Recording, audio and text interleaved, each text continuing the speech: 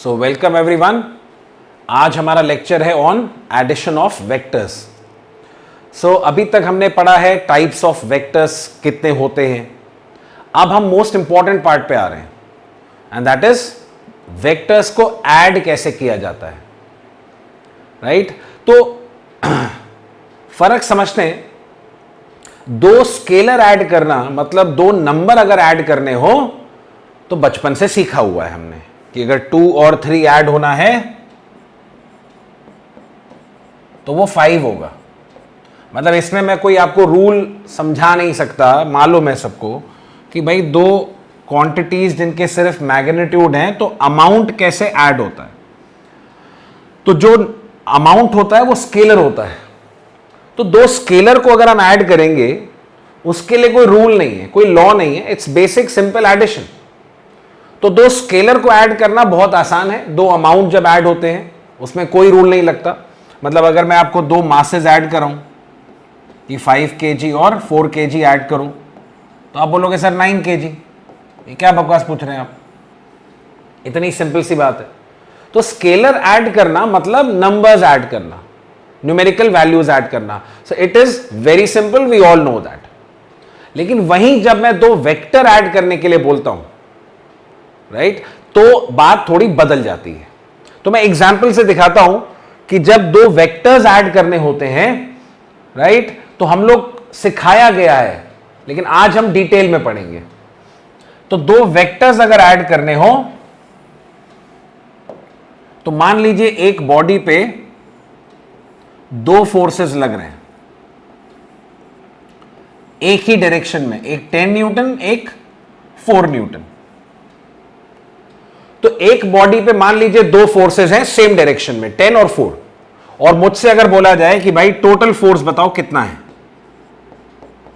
यानी net force कितना है, तो बोलेंगे सर इतना आसान है, मैम ने क्लास 10th में याद करा दिया था कि अगर दो फोर्सेस एक ही डायरेक्शन में लग रहे हो तो टोटल जो होता है वो एडिशन, यानी टोटल फोर्स होगा 14 न्यूटन। इसमें कोई बहुत बड़ी बात नहीं है, ये सबको पता है।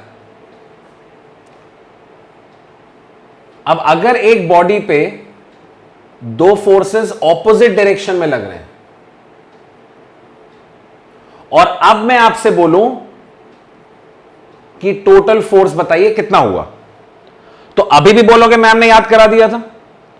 यानी क्लास 10th में ये बेसिक बातें सिखा दी जाती हैं कि दो फोर्सेस अगर ऑपोजिट डायरेक्शन में है तो टोटल कितना होगा। बोले सर सब्ट्रैक्ट कर दीजिए, यानी आपका आंसर 6 होना चाहिए कि जब भी दो फोर्सेस ऑपोजिट डायरेक्शन में होंगे तो हम उनके अमाउंट माइनस कर देते हैं, यानी टोटल फोर्स कितना हुआ 6। अब इस बात को समझते हैं कि मैंने आपसे पूछा क्या था, टोटल फोर्स। टोटल का मतलब क्या होता है? टोटल का मतलब सम होता है। तो मैंने तो आपसे बोला था ऐड करो फोर्सेस को, और आपने क्या कर दिया, सब्ट्रैक्ट 10 - 4। मैंने आपसे यह कब बोला कि मुझे सब्ट्रैक्ट करो या मुझे वेक्टर्स को सब्ट्रैक्ट करके बताओ? मैंने आपसे पूछा था वेक्टर्स को ऐड करो, भाई टोटल फोर्स बताओ कितना है। टोटल वर्ड का मतलब सम हुआ, एडिशन, लेकिन हमने क्या किया, सब्ट्रैक्ट। तो ऑब्वियसली कुछ अलग चल रहा है यहां पे। ये हम बाय लॉजिक समझ सकते हैं कि भाई सर एक इधर कोई 10 से खींच रहा है, इधर 4 से खींच रहा है, तो टोटल 6 हुआ। राइट ये हम अपने कॉन्सेप्ट से, अपने दिमाग से ये बात प्रैक्टिकली जो हमने फील किया है उससे बता सकते हैं। लेकिन मेरा क्वेश्चन सिर्फ एक है, आपने सब्ट्रैक्ट क्यों किया है? तो ये क्योंकि वेक्टर्स हैं, तो वेक्टर्स को जब ऐड किया जाता है वो वैसे ऐड नहीं होते हैं जैसे स्केलर ऐड होते हैं। इनका एडिशन डिपेंड करता है इनके डायरेक्शन पे, यानी जब सेम डायरेक्शन था तो अमाउंट ऐड हो गए, जब ऑपोजिट डायरेक्शन था तो सब्ट्रैक्ट हो गए। अब मैं आपको एक केस ऐसा दिखाऊं कि मान लीजिए एक बॉडी पे एक फोर्स राइट में लग रहा है 10 न्यूटन और एक ऊपर लग रहा है। तो दो फोर्सेस ऐसे लग रहे हैं 90 डिग्री पे। अब मैं अगर आपसे पूछूं ना कि टोटल फोर्स बताइए कितना है, अब आप बता भी नहीं पाएंगे, क्योंकि जितना हमने सीखा हुआ है उसके बेसिस पे ये हमको आता ही नहीं है। क्योंकि ना तो ये सेम डायरेक्शन है ना ये ऑपोजिट डायरेक्शन है, ये डायरेक्शन एकदम अलग है, एक राइट में एक ऊपर, राइट, कुछ भी एंगल हो सकता है। यही हमको सीखना है, यही बात हमको सीखनी है कि दो वेक्टर ऐड कैसे किए जाते हैं जब वो किसी भी डायरेक्शन में हो, और तब आपको ये बात समझ में आएगी कि ये 14 क्यों हुआ और ये 6 क्यों हुआ। So let's start with that addition of vectors. सो मान लेते हैं मेरे पास दो वेक्टर्स हैं, वो दो वेक्टर मैं अज्यूम कर ले रहा हूं।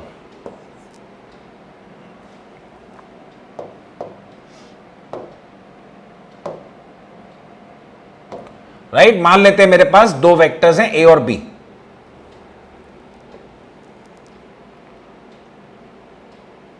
सो एक वेक्टर है ये, एक दूसरा है ये। मेरे पास दो वेक्टर्स हैं ए और B. This is vector A and this is vector B, और इन दोनों वेक्टर्स के बीच में एंगल इज थीटा। तो मुझे दोनों वेक्टर्स जो एंगल बना रहे हैं एक दूसरे से वो मुझे मालूम है। यानी हो सकता है दो वेक्टर 60 डिग्री पे हो, 90 डिग्री पे हो, 30 डिग्री पे हो, राइट। तो दो वेक्टर्स के बीच में एंगल मालूम है। Excuse me. सो मुझे इन दोनों वेक्टर्स को ऐड करना है। ये दो वेक्टर्स हैं ए और बी, इनके मैग्नीट्यूड्स नोन होंगे, यानी मॉड ए मॉड बी मुझे पता होगा, राइट। इनके बीच में एंगल पता है।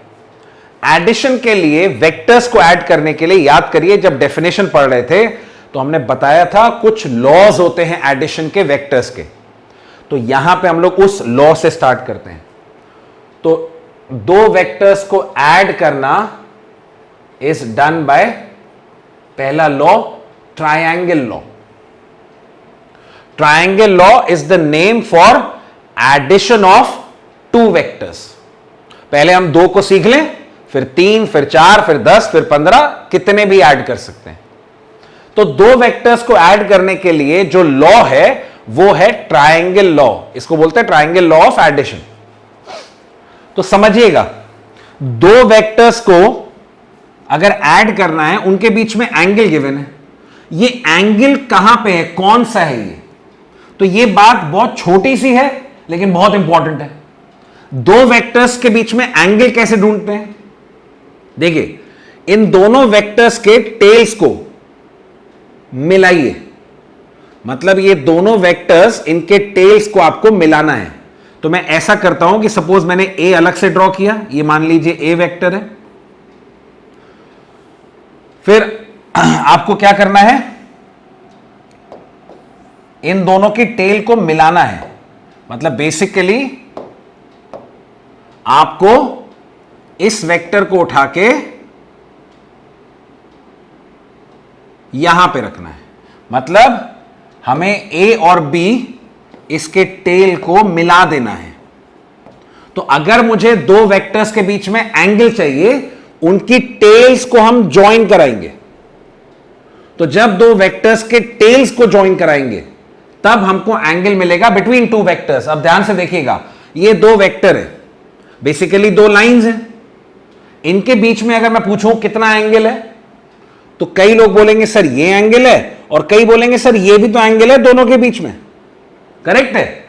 जब भी दो लाइंस इंटरसेक्ट होंगी तो वो दो लाइंस दो एंगल बनाएंगी। एक छोटा एंगल होगा, एक बड़ा होगा। जो छोटा एंगल है that is considered as the angle between two vectors.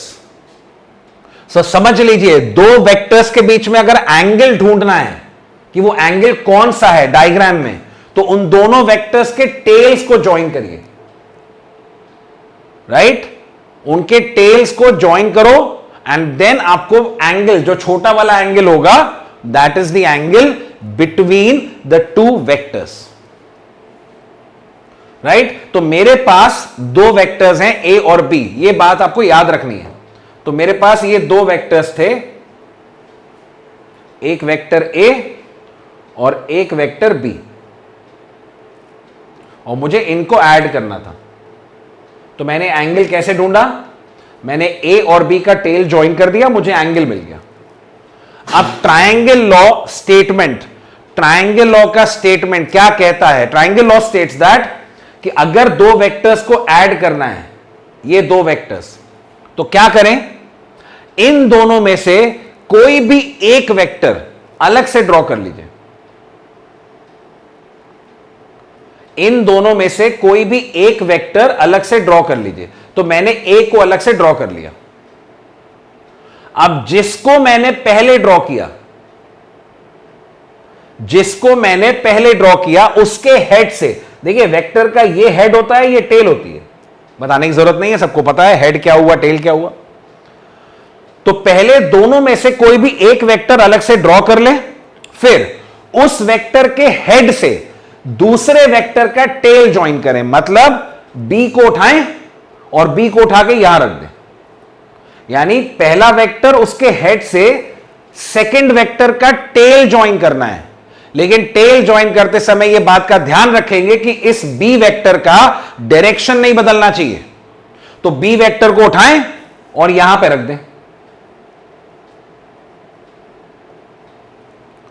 तो पहला वेक्टर एक ड्रॉ कर लें कोई भी, उसके हेड से सेकंड वेक्टर का टेल, फिर फर्स्ट का टेल और सेकंड का हेड, इसको ज्वाइन कर लें। फर्स्ट का टेल और सेकंड का हेड, इसको ज्वाइन कर लें।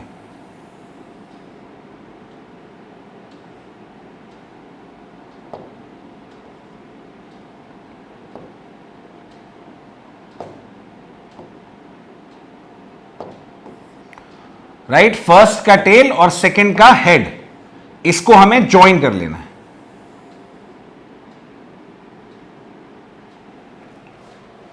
तो फर्स्ट का टेल और सेकंड का हेड जब ज्वाइन करेंगे तो उस वेक्टर का जो एरो होगा वो दूसरे वेक्टर के हेड की तरफ, सी फर्स्ट का टेल सेकंड का हेड, तो इस वेक्टर का जो एरो बनेगा वो बी की हेड की तरफ।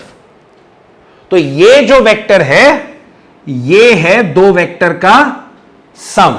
यानी मुझे क्या करना था, मुझे बोला गया था भाई मुझे a प्लस बी चाहिए, यानी मुझे इन दो वेक्टर्स को ऐड करना था।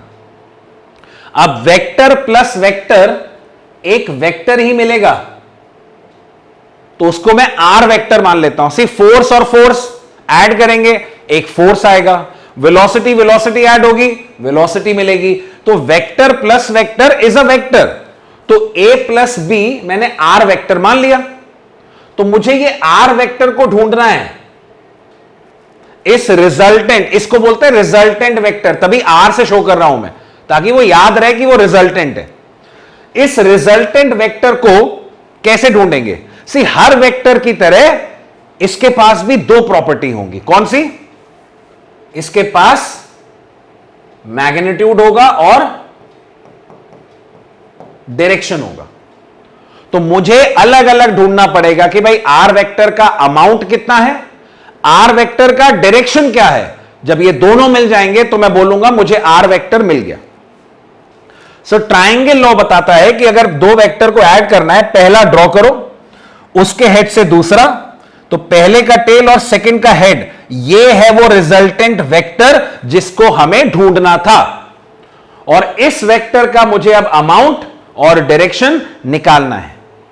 यानी अभी कुछ मिला नहीं है मुझे, अभी मुझे सिर्फ एक ग्राफिकली रिप्रेजेंटेशन मिला है कि मेरा रिजल्टेंट वेक्टर कौन सा है। तो मुझे यह पता चला कि भाई ये रिजल्टेंट वेक्टर है। अभी मुझे इसका अमाउंट, इसका डायरेक्शन सब ढूंढना है। How this can be done? In fact हमने यहां पे वेक्टर ए को पहले ड्रॉ किया था, उसके हेड से दूसरा वेक्टर ड्रॉ किया था, राइट? हम ये भी कर सकते थे, ये काम भी कर सकते थे कि हम पहले बी को ड्रॉ करें, मतलब इन दोनों में से किसी भी एक को पहले ड्रॉ करो। तो मान लीजिए मैंने पहले बी को ड्रॉ किया, जिसको पहले ड्रॉ किया उसके हेड से सेकंड वेक्टर का टेल।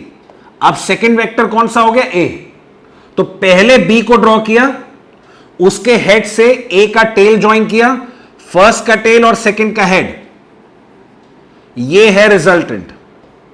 तो ट्रायंगल लॉ भाई, एडिशन जो होता है वेक्टर का, वो उसमें आप चाहे पहले ए को रखो फिर बी ऐड करो, या पहले बी ड्रॉ करो फिर ए ऐड करो, जो यहां से रिजल्टेंट आएगा वही यहां से आएगा। यानी दोनों ट्रायंगल आइडेंटिकल हो गए, जो रिजल्टेंट यहां से मिलेगा वही यहां से मिलेगा। इनफैक्ट आपको अप्रोक्सीमेटली दिख रहा होगा कि दोनों आर ऑलमोस्ट एक ही डायरेक्शन में है, देख लीजिए।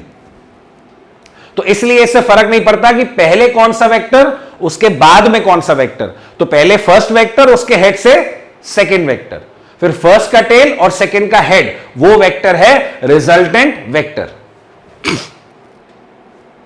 अब यहां पे एंगल थीटा कहां है?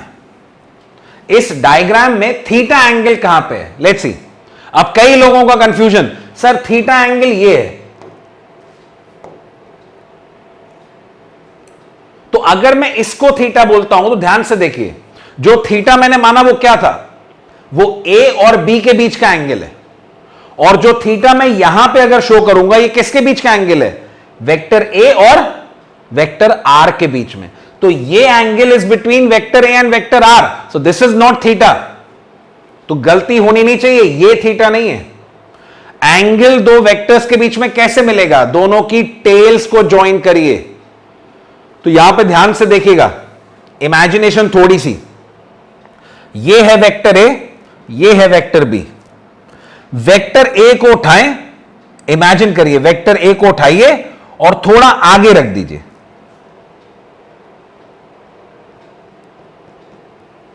मतलब इमेजिनेशन है कि भाई वेक्टर ए को उठाओ और थोड़ा आगे रख दो।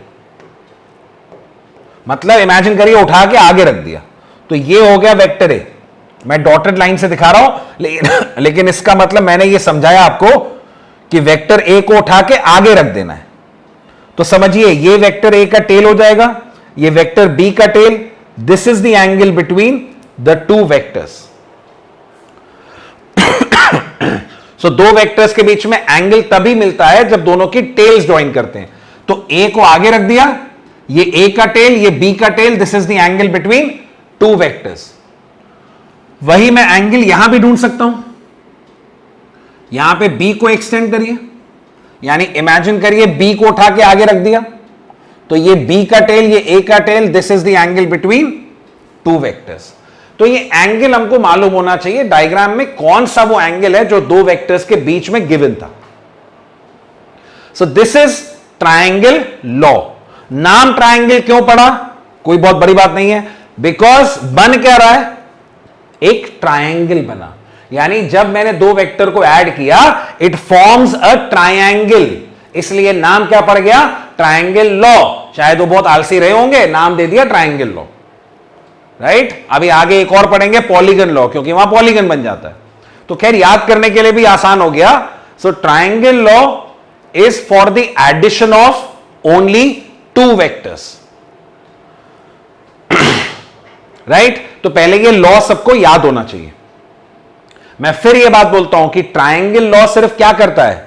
ट्रायंगल लॉ ग्राफिकल रिप्रेजेंटेशन देता है, यानी जो मेरा आर वेक्टर है वो कौन सा है, बस ये बताता है। अभी मैंने कुछ भी कैलकुलेट नहीं किया है, अब कैलकुलेशन करना है। कैसे समझते हैं? मुझे दो वेक्टर, सेम वो दो वेक्टर हैं,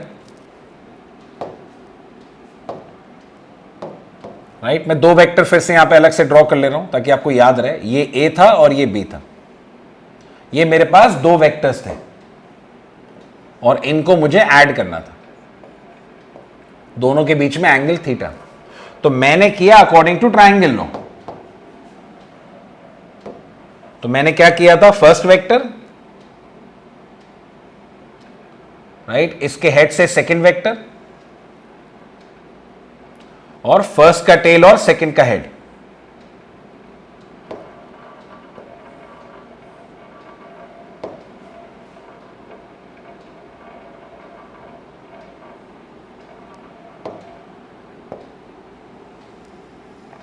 ये जो वेक्टर बना, ये है रिजल्टेंट वेक्टर।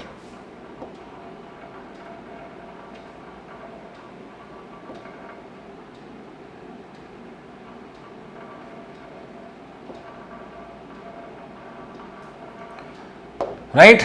सो नाम दे देते हैं भाई, ये वेक्टर ए हो गया, ये इसके हेड से वेक्टर बी हो गया, और ये है वो आर वेक्टर, और अगर याद हो हमें तो ये है वो एंगल थीटा, राइट। अब मुझे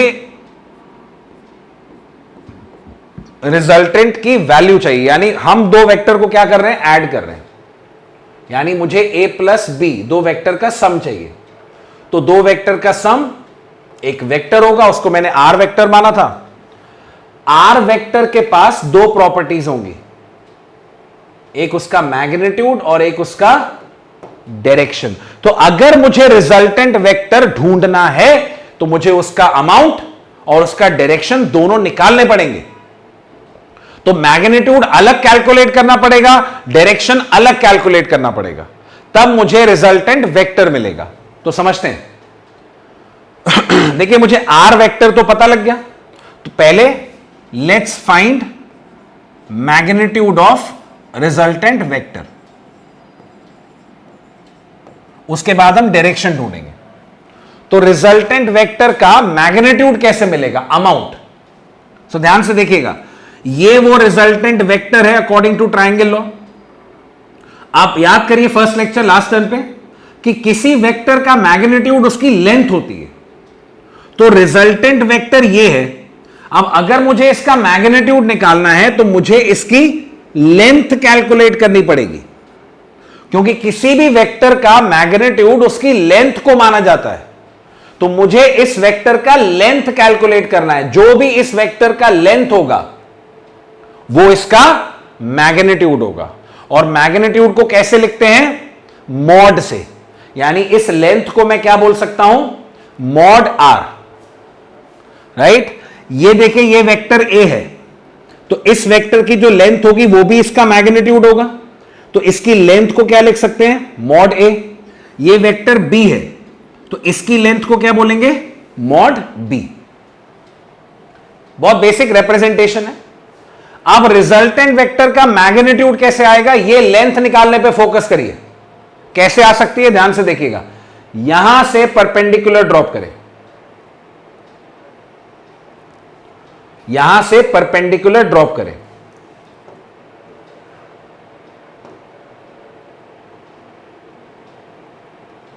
ठीक है ना, ये मॉड बी इस वेक्टर की लेंथ। अब क्या करते हैं, अगर मैं परपेंडिकुलर ड्रॉप करता हूं तो ध्यान से देखिएगा, एक राइट एंगल ट्रायंगल बना। इस राइट एंगल ट्रायंगल में ये मॉड आर क्या बन गया, हाइपोटेन्यूज। तो अगर मैं पूरा बेस कैलकुलेट कर लूं, परपेंडिकुलर कैलकुलेट कर लूं, तो हाइपोटेन्यूज निकाल सकते हैं कि नहीं, बिल्कुल आ सकता है। देखिए कैसे, इस छोटे से ट्रायंगल में सिर्फ बेस में इतना तो पता है, ये नहीं पता है, परपेंडिकुलर नहीं मालूम है। तो इस छोटे से ट्रायंगल में ये जो छोटा सा राइट एंगल ट्रायंगल दिख रहा है, लेट्स यूज ट्रिग्नोमेट्री, मतलब लेट्स यूज कॉस थीटा। तो कॉस थीटा इस छोटे से ट्रायंगल में, इसको x मान लेते हैं, इसको y मान लेते हैं, लेंथ। तो कॉस थीटा को क्या लिख सकते हैं, बेस बाय हाइपोटेन्यूज। तो बेस कितना है, x बाय हाइपोटेन्यूज। तो x की वैल्यू कितनी आएगी, mod b cos theta. Similarly ये ट्रायंगल में ट्रिग्नोमेट्री फिर से साइन थीटा यूज कर लीजिए। तो साइन थीटा को क्या लिख सकते हैं, perpendicular by hypotenuse, that is y upon mod b। तो y की वैल्यू भी निकल आएगी, that is mod b sine theta. तो हमारे पास x भी मिल गया, y भी मिल गया। अब अगर आप ध्यान से देखें तो इस राइट एंगल ट्रायंगल में पूरा बेस मालूम है, परपेंडिकुलर मालूम है, हाइपोटेन्यूज निकालना कौन सी बड़ी बात होगी, वी ऑल नो दैट। कितना आएगा, लेट्स सी। सो अच्छा, ये मॉड आर को मैं सिर्फ आर भी लिख सकता हूं, तो मैं बार बार मॉड यूज नहीं करूंगा, क्योंकि मॉड मैग्नीट्यूड बताने के लिए याद करिए दो मेथड्स थे, या तो दो लाइंस या एरो हटा दें, सिंपली आर लिख दें, उसका मतलब भी अमाउंट ही होता है। तो आर का मैग्नीट्यूड यानी आर की लेंथ, पाइथागोरस थ्योरम लगाएं, तो आर स्क्वायर किसके बराबर होगा, बेस स्क्वायर, बेस कितना a प्लस एक्स और x कितना है मॉड b कॉस थीटा, इसका स्क्वायर प्लस परपेंडिकुलर का स्क्वायर, परपेंडिकुलर y कितना है mod b sine theta whole square. तो r स्क्वायर देखिए सॉल्व करके कितना आएगा। अब ये x प्लस वाई, सी दो नंबर का, ये दो नंबर्स हैं, मैग्नीट्यूड ही तो लिखे हैं, नंबर्स ही तो है, कॉस थीटा भी एक नंबर है, तो a प्लस बी का होल स्क्वायर टाइप का बन गया, x plus Y whole square वाला फॉर्मूला। तो क्या लिख सकते हैं, a square plus B square cos square theta plus 2ab cos theta. भाई a square plus B square cos square theta plus 2ab cos theta plus B square sine square theta. अब ध्यान से देखते हैं, B square cos square theta, B square sine square theta, B square common ले लीजिए तो क्या मिलेगा, cos square theta plus sine square theta and that is 1। तो यहां से A square plus B square cos square theta sine square theta add हो जाएंगे, बी स्क्वायर कॉमन लेके 1 हो जाएगा तो बी स्क्वायर बचेगा प्लस 2ab कॉस थीटा। ये आर स्क्वायर की वैल्यू है, तो आर की वैल्यू कितनी आई, whole root of this value and that is a square plus B square plus 2ab cos theta. ये है रिजल्टेंट वेक्टर का मैग्नीट्यूड का formula.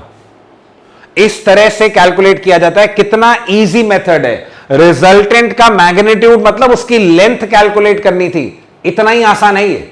So this is the formula for magnitude of resultant, under root of A square plus B square plus 2ab cos theta. यहां पे ए और B ध्यान से देखिएगा, एरो नहीं लगा है सर पे, तो ये सारे क्या हैं, ये सारे मैग्नीट्यूड्स हैं। यानी ए स्क्वायर में जो ए रखा जाएगा वो अमाउंट रखा जाएगा, बी स्क्वायर में जो बी रखा जाएगा वो अमाउंट रखा जाएगा, और कॉस थीटा की वैल्यू, जहां पे theta is the angle between the two vectors. तो ये हो गया रिजल्टेंट का मैग्नीट्यूड निकालना। अब रिजल्टेंट का डायरेक्शन कैसे निकालेंगे, तो आप ये फॉर्मूला याद रखेंगे, इस फॉर्मूले को याद रखना है हमको, एंड फिर हम रिजल्टेंट का डायरेक्शन निकालते हैं। और जब दोनों आ जाएंगे तो हम बोलेंगे कि हमको रिजल्टेंट वेक्टर